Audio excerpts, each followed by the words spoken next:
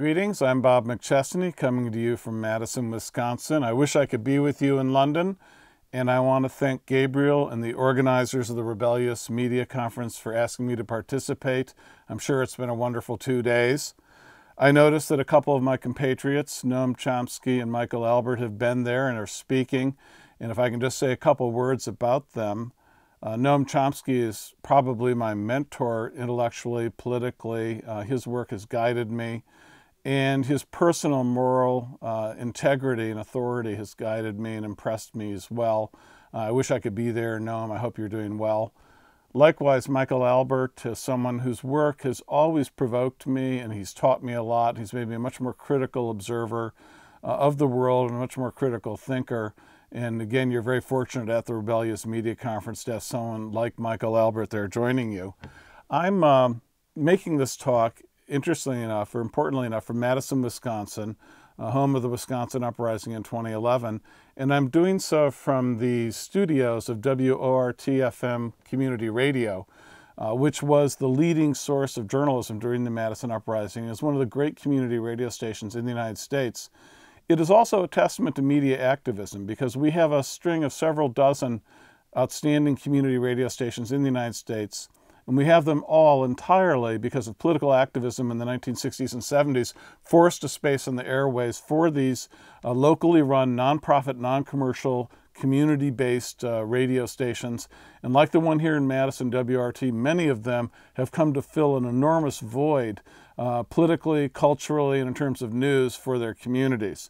I also should say that the person making this film for me today is Sam Mayfield, a documentary filmmaker who's in Madison making a documentary on the uprising in Wisconsin in 2011 that will be out and seen in 2012. Sam is precisely the sort of person who would be in London were she not in Madison making this documentary as I speak, quite literally. To say that media activism is at a critical juncture would be understated.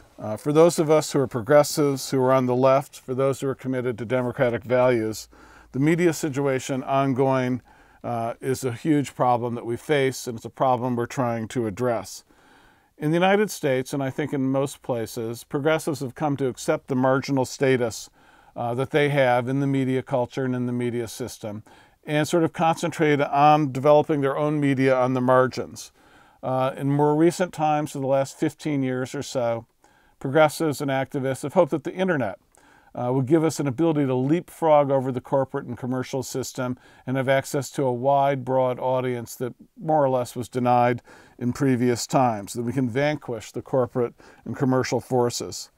I don't think this has really worked out as people thought, and I think for a number of reasons, not the least of which is the internet itself is the result of a whole body of policies, and these policies, especially in the United States, have been taken over and conquered primarily by corporate and commercial interests. And if we're going to make the internet and the digital realm a democratic forum and have it promote independent views and journalism, it's going to require political activism to make that the case. It's not going to happen left to the market. In the United States, as a result of sort of dismay at the quality of our journalism and our media system, the media reform movement really accelerated in prominence in the last decade, starting at the beginning 2001, 2002, 2003. One of the key developments was a group that I was fortunate enough to help organize called Free Press that has battled in Washington and nationally on issues of media ownership, on preventing corporate propaganda being passed off as news, on protecting community radio stations and public and nonprofit media from being closed down by the government or having their budgets cut. But the media reform movement, I think, is at somewhat of an impasse in the United States after a decade of, by historical standards, considerable success in postponing more horrible things and in sometimes winning some victories. The media reform movement was founded with an understanding that its job, its purpose, was to bring an informed public participation into the great media policy issues of our times. All the great debates over who gets the airwaves, who gets to control the cable systems, what are the rules for the internet, these have traditionally been made by very powerful corporate interests behind closed doors, in cahoots with the government, with very little public participation and virtually no news media coverage. The whole point of free press and the media reform movement was to change that. equation, bring the public in, bring an informed public in, and create a media system and policies, a mainstream system, not just a marginal system, that would better represent the values, needs, and interests of the broad mass of American people, not just the interests of corporations. The dilemma the movement has faced, though, is that to be a player inside the Beltway on the defensive issues, on the immediate issues at hand, there's a tremendous gravitational pull to accept that range of debate as the necessary and appropriate range of debate you're fighting with, and lose sight of the other crucial aspect of the media reform movement, which is always has to be to expand the range of debate beyond what people in power continents is legitimate, to try to get people thinking in new ways, creative ways, to solve very difficult and irretractable problems. And right now, I think what's becoming increasingly clear is that media reform in and of itself, as a movement that's sort of independent of other progressive movements, has a very limited ability to get much done beyond defense, to really push things very far. We have to fully appreciate again just how much media reform activism is part of broader social activism, broader progressive political activism. They rise, unless we can combine progressive politics with media reform and media activism, neither can succeed. They are going to rise and they're going to fall together. Now, I want to talk the balance of this talk primarily about the United States, because that's the country I know best, but I have a strong feeling from what I read that much of what I'm about to say applies to Britain, it applies to virtually every country in the world with some form of moderation. The United States today is awash in a degree of corruption that's not just of a once-in-a-generational variety, but much more of a once-in-a-century variety. We have corporate domination, levels of economic inequality, political corruption, and a vile right-wing extreme. They're all rare even by American standards. The immediate prospects politically in this country are in some ways more frightening than they have been in a very long time. Having said that, I'm an optimist. I think that the great bulk of the people in this country, as the Wisconsin uprising demonstrated, are progressive, and that progressive impulse can be tapped, and that's going to be the heart and the future of this country. But the immediate future is going to be a difficult one. Back in the 1970s, when I was in my 20s, I attended conferences like this all the time, like the Rebellious Media Conference. And I remember then I used to think that we were pretty much at the end of the road for capitalism. That capitalism, the system that I'd grown up in, that I was told was the American way, seemed like it was in a deep crisis of stagnation, that it was plummeting, and that it was really going nowhere, and that all over the world in the 1970s, be it in Portugal or Italy, or be it in Mozambique or Angola or Latin America, it seemed people were rising up in protest against capitalism, trying to replace it with a more humane, democratic, socialist system. And I thought that was the future of the United States, too, that I was a young person and that would be the story of my lifetime, the story of this process, of this battle. Well, I was wrong. Financialization, massive growth of debt, the smashing of labor unions, the incorporation of cheap labor into the system from China and other third world countries have brought a few extra decades of life to the system. And the system has survived into this decade in relative strength until quite recently. But each of the solutions that bought capitalism an added generation of life, of survival, was chock full of its own devastating consequences that we're living with now. The financial collapse, the plummeting of wages, the disintegration of infrastructure, and grotesque inequality and corruption.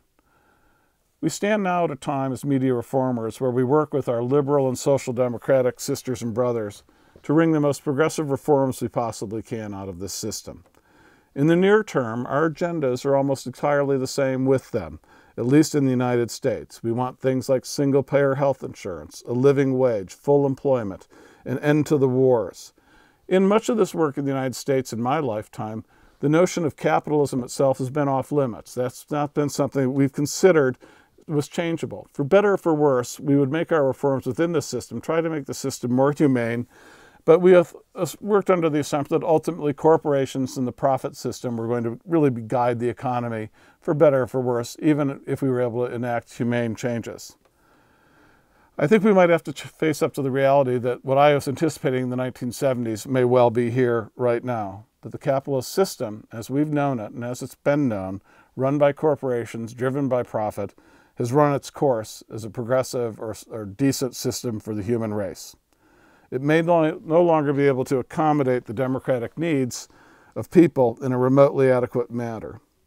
Now, this is a point which seems very controversial, but in fact, most of our great economists, capitalist economists in the 18th, 19th, and early 20th century, all to varying degrees understood that capitalism was time-dated. It had an expiration date upon it.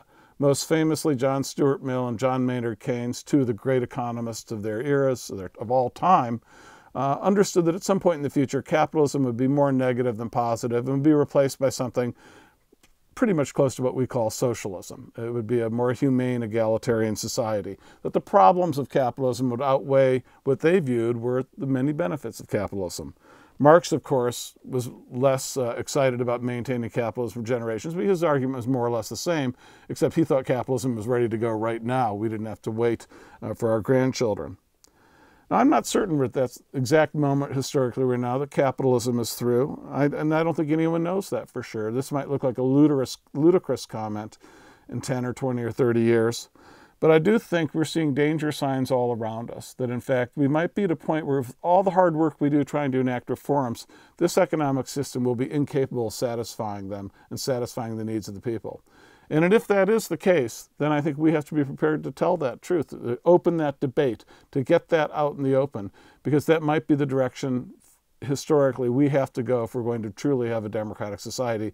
And it might be, for those of you who are young, that this will be the story of your lives, like I once hoped it would be the story of my life. In conclusion, I think that I have to acknowledge that for many people, these are very dark times. These are desperate times. And cynicism, pessimism, or demoralization are not uncommon. For me, though, that's not really an option, and I don't think it is really for many people on the planet. It's a privilege, I guess, to go around being pessimistic and demoralized. And I think the most important thing to remember is the words that Noam Chomsky wrote that have inspired me and carried me through my life, which is that ultimately each of us has to look in the mirror and make a very tough decision about what we're going to do while we're here. And the one thing we do control is what we do. That is the one thing each of us has in our own power. And if we look in the mirror and we say, and we act and we believe that social change for the better is impossible, we come to that conclusion. That's the decision we make. And we act like social change for the better is impossible, well, then we pretty much guarantee it is impossible. So it's our choice to make the right choice there. And if we do, only good things can happen. Thank you very much.